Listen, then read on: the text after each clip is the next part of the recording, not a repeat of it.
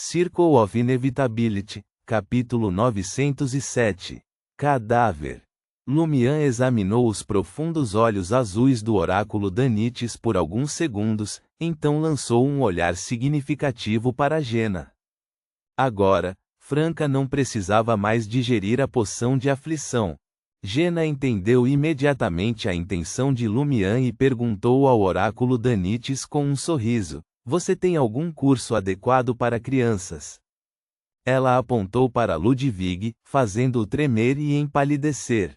Isso fez com que Jena sentisse a digestão óbvia da poção de aflição. Os olhos de Danites brilharam, e ele disse com um grande sorriso: "Claro que temos. De educação em línguas estrangeiras e cursos de lógica para crianças de 3 anos a treinamento vacacional para adultos, temos tudo." Enquanto ele falava, seu olhar não conseguia deixar de alternar entre os rostos de Jena e Franca algumas vezes, aparentemente atordoado pela beleza delas. Muitas celebridades com maquiagem e edição de fotos podem não ser tão bonitas. Jena pegou o folheto e olhou-o cuidadosamente, então disse com um sorriso: "Quando tivermos tempo, levarei a criança para dar uma olhada." Ela manteve em mente o plano que Lumian havia feito, concentrando-se na observação por enquanto e não se apressando para fazer contato. Ao ouvir as palavras de Jena, o rosto de Ludwig mostrou amargura óbvia.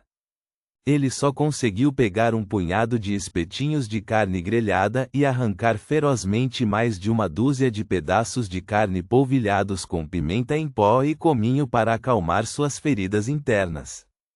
"Tudo bem, lembre-se de mencionar meu nome para um desconto."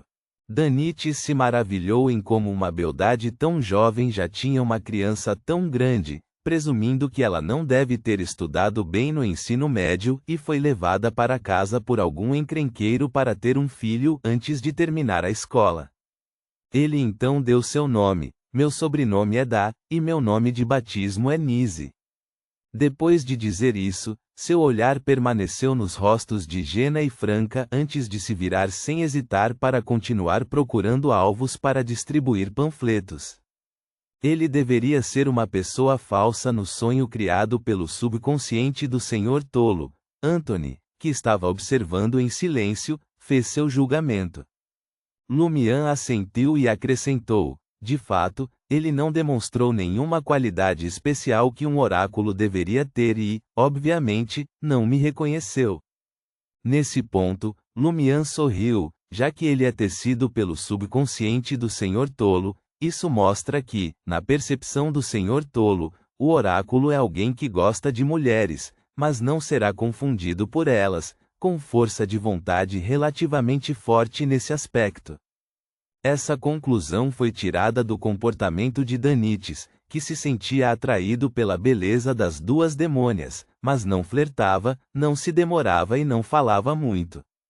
Pode não ser uma força de vontade forte, mas a ética profissional que o impede de flertar com mulheres enquanto trabalha, ou ele pode ter alguém de quem gosta e está disposto a se conter, disse Franca, eventualmente mostrando um sorriso ambíguo. "Isso significa que o que está escrito na série O Aventureiro é verdade?" "Os rumores no mar dizem o mesmo." Lumian confirmou o palpite de Franca.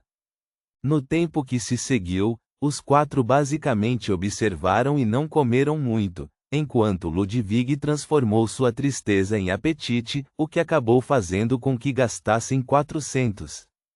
Franca colocou o último pedaço de berinjela grelhada na boca, mastigou algumas vezes e se levantou um tanto relutante, dizendo: "É hora de voltar." Foi realmente um gostinho nostálgico. Enquanto eles circulavam de volta para seu próprio bairro, Jena olhou para as lâmpadas brilhantes da rua em ambos os lados, então para os pedestres caminhando na brisa da noite de verão na noite escura. Ela teve a ilusão de que não estava perto do amanhecer agora, mas apenas o começo da noite.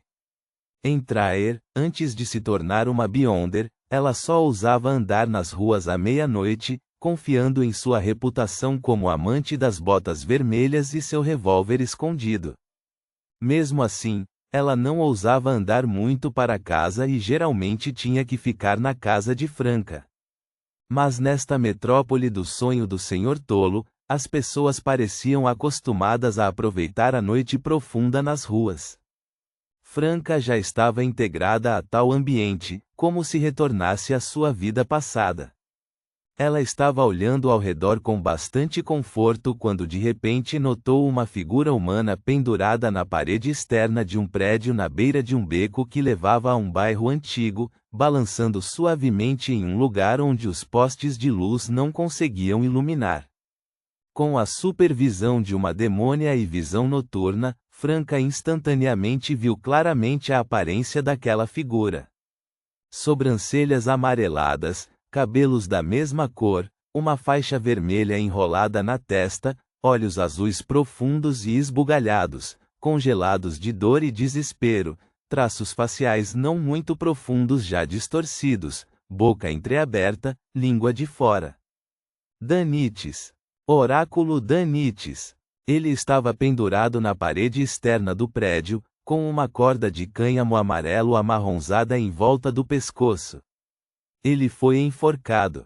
O homem que estava distribuindo folhetos de tutoria para Lumian e os outros há pouco mais de uma hora foi enforcado.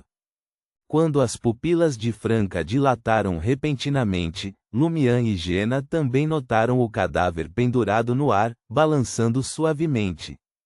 O oráculo está morto?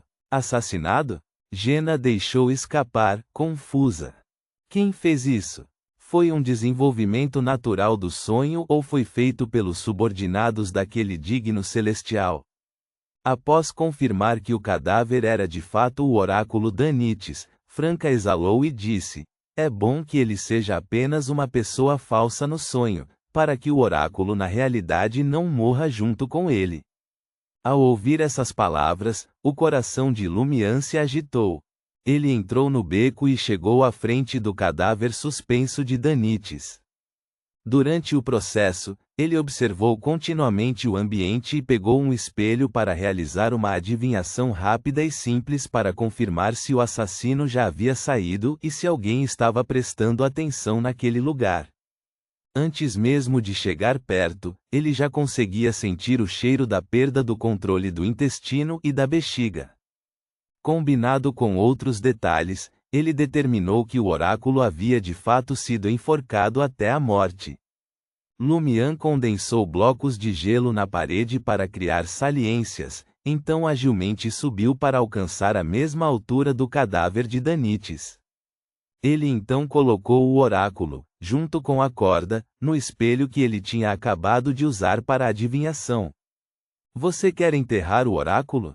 Franca perguntou curiosamente depois que Lumian pulou do muro, derreteu todos os blocos de gelo e secou as marcas molhadas com chamas vermelhas.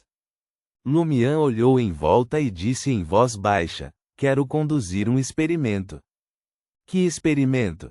Jena perguntou curiosamente, segurando a mão do deprimido Ludwig.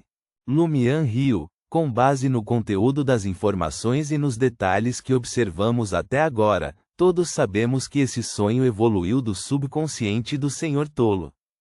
Se escondermos o cadáver do oráculo e não deixarmos o Senhor Tolo descobrir ou ouvir sobre tal incidente, isso significa que a morte do oráculo não existe, e amanhã à noite, o oráculo ainda estará distribuindo panfletos naquela área com muitas barracas de comida noturna?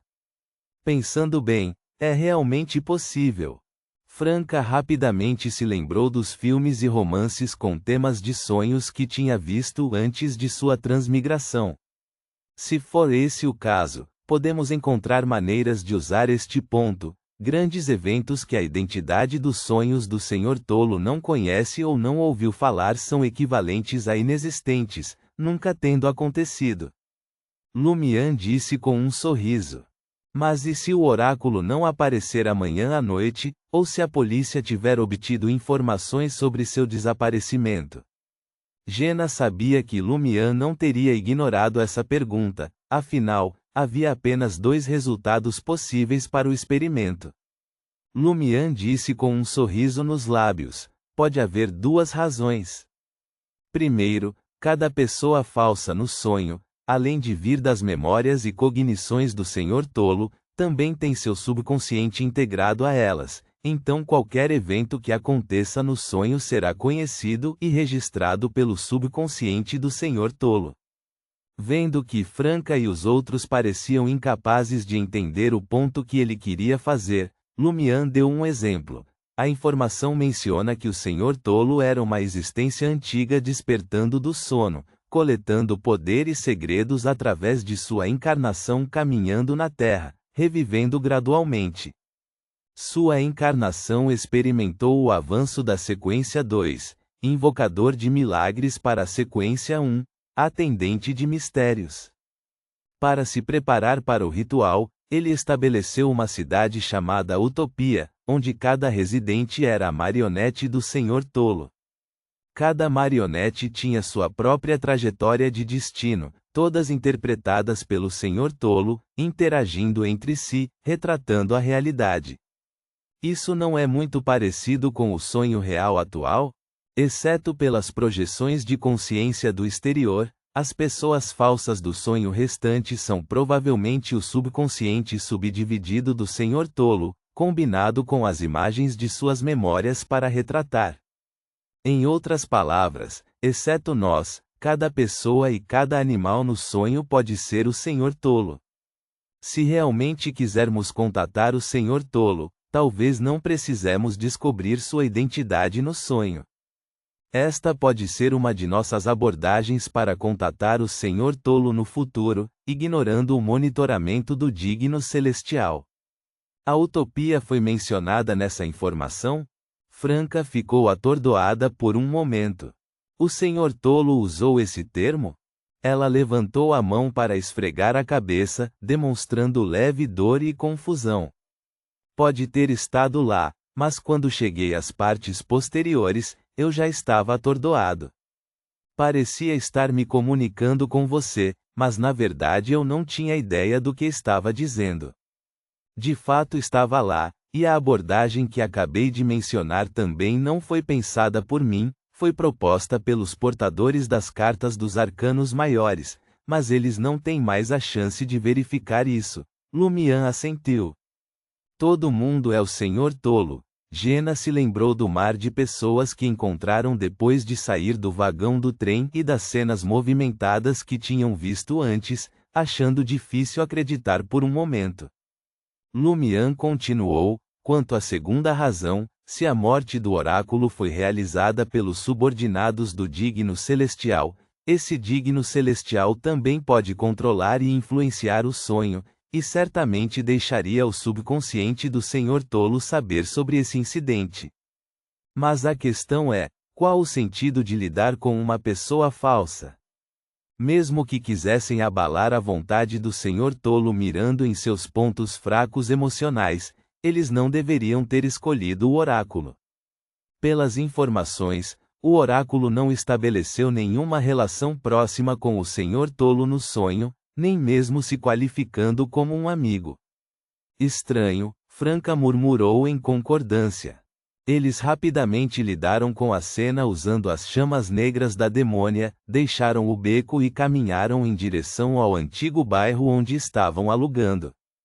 Ao se aproximarem do portão principal, de repente ouviram alguém gritando freneticamente em voz baixa, perto de algumas árvores verdes: "Poupe-me, por favor, poupe-me. Não chegue mais perto, não chegue mais perto."